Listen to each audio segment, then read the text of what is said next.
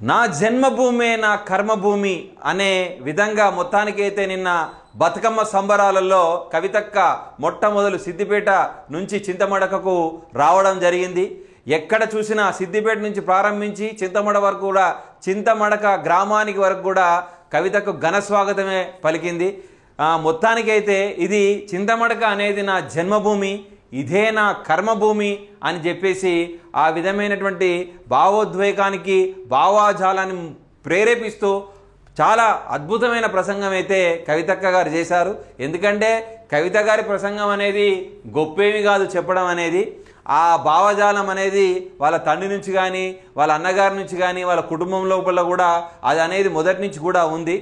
ఆ విధంగా మొత్తానికైతే బతుకమ్మ ప్రారంభోత్సవ పండుగను తన సొంతూరైనటువంటి చింతమడకలో మొట్టమొదలు ప్రారంభం అవడం అనేది జరిగింది.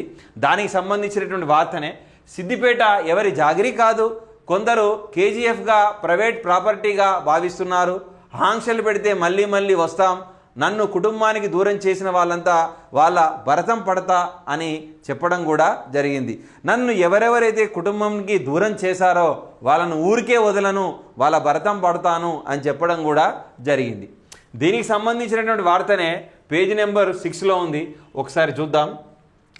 ఆంధ్రోలు వందల ఆంక్షలు పెట్టినా బుల్లెట్లకు ఎదురుపోయి ఉద్యోగం చేసిన చరిత్ర తనదని, ఏదో రాజకీయంగా కొన్ని ఆంక్షలు పెడితే ఆగేది లేదని, ఖచ్చితంగా చింతమడకకు సిద్దిపేటకు మళ్ళీ మళ్ళీ వస్తానని జాగృతి అధ్యక్షురాలు ఎమ్మెల్సీ కల్వకుంట్ల కవిత అన్నారు. సిద్దిపేట జిల్లా చింతమడక గ్రామంలో ఎంగిలిపూల బతుకమ్మ సంబరాల్లో కవిత పాల్గొన్నారు. ఈ సందర్భంగా ఆమె మాట్లాడుతూ తెలంగాణ ఉద్యమ ప్రారంభం తర్వాత కేసీఆర్ సిద్దిపేట ఎమ్మెల్యేకు రాజీనామా చేస్తే ఇంకోరిని ఇక్కడ పెట్టారన్నారు. ఆనాటి నుంచి సిద్దిపేట చింతమడక రావాలంటే ప్రైవేట్ ప్రాపర్టీగా మాదిరి ఆంక్షలు పెడుతున్నారు. ఏ ఊరు కూడా ఎవరి అయ్యే జాగిరి కాదు. చిరుతపులి కేసీఆర్ నన్ను చింతమడక గడ్డ మీద ఎవరి ఆంక్షలు నైజాంతే అని అన్నారు. చింతమడక ప్రజలు ఆశీర్వాదంతో కేసీఆర్ తెలంగాణ ఉద్యమాన్ని ప్రారంభించి స్వరాష్ట్రాన్ని సాధించారన్నారు. చంద్రుడు లాంటి కేసీఆర్ కొంతమంది మచ్చ తెచ్చే పని చేశారని ఎమ్మెల్సీ కల్వకుంట్ల కవిత భావోద్వేగానికి గురయ్యారు. కుటుంబానికి దూరం చేశారనే బాధలో ఉన్న సమయంలో ఎంగిలిపూల బతుకమ్మ పండుగకు రావాలని పిలిచి చింతమడక గ్రామస్తులు అండగా నిలిచారు. చింతమడక గడ్డ పౌరుషం చూపించిన వాళ్ళ భరతం పడతానని కవిత హెచ్చరించారు. ఈ విధంగా తన భావోద్వేగ ప్రసంగాన్ని కూడా చేయడం కూడా జరిగింది. నా తండ్రి చిరుతపులి లాంటి వ్యక్తి ఇక్కడ చింతమడకు రావాలంటే ఎవరు పర్మిషన్లు కానీ ఏది కానీ నైజాంతే, ఎవరైనా రావచ్చు, ఎవరైనా పోవచ్చు. మొత్తానికైతే చింతమడక అనే గ్రామంలో ఒక మహా విప్లవకారుడు పుట్టి స్వరాష్ట్రాన్ని సాధించిన నా తండ్రి గడ్డ ఇది అని చెప్పేసి, నేను పార్టీ నుంచి సొంత ఇంటి నుంచి బహిష్కరించబడిన సందర్భంలో చింతమడక ప్రజలు నన్ను మన చింతమడకు వచ్చి బతుకమ్మ పండుగ ఆడమ్మా అని చెప్పేసి నాకు ఆహ్వానం పలకడం అనేది నాకు చాలా సంతోషాన్ని కలిగించింది.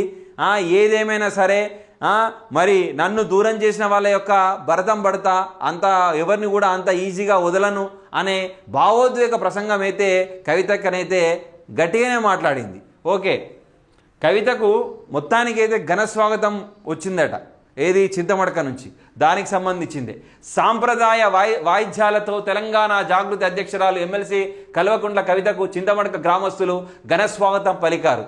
ఈ సందర్భంగా సీఎం అంటూ కవిత అనుకూలంగా కవితకు అనుకూలంగా భారీ ఎత్తున నినాదాలు చేశారు.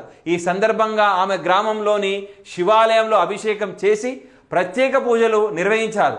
అనంతరం మాదిక సంఘం చింతమడక గ్రామ అధ్యక్షుడు జింకస్వామి, ముదిరాజ్ సంఘం అధ్యక్షుడు చిన్నారాం ముత్యం నివాసాల్లో కవిత బతుకమ్మ పేర్చారు. రామాలయంలో అనంతరం గ్రామంలోని పెద్ద చెరువు వద్ద జరిగిన బతుకమ్మ నిమజ్జన కార్యక్రమంలో ఎమ్మెల్సీ కవిత గ్రామ మహిళలు పాల్గొన్నారు. ఇక కార్యక్రమంలో తెలంగాణ జాగృతి రాష్ట్ర నాయకుడు కసిరెడ్డి సురేష్ రెడ్డి, మాజీ ఎంపీటీసీ దేవేందర్ నాయి, కులుమల్లు, పల్లి పోచయ్య పాల్గొన్నారు.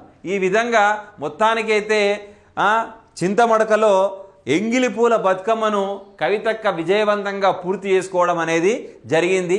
ఎందుకంటే తను పార్టీ నుంచి బహిష్కరించిన తర్వాత బాధగా ఉన్న పరిస్థితిలో చింతమడక ప్రజలు ఆమెను ఎంగిలిపూల బతుకమ్మ వచ్చి ఆడమ్మా, అది నీ ఊరమ్మా, నీ ఊరికి నువ్వు రావడానికి పెద్ద కష్టమేముందమ్మా అని చెప్పేసి మొత్తానికైతే ఆమెకు ఒక మనోధైర్యాన్ని ఇస్తూ మొత్తానికైతే చింతమడకలో విజయవంతంగా ఎంగిలిపూల బతుకమ్మను కవిత పూర్తి చేసింది.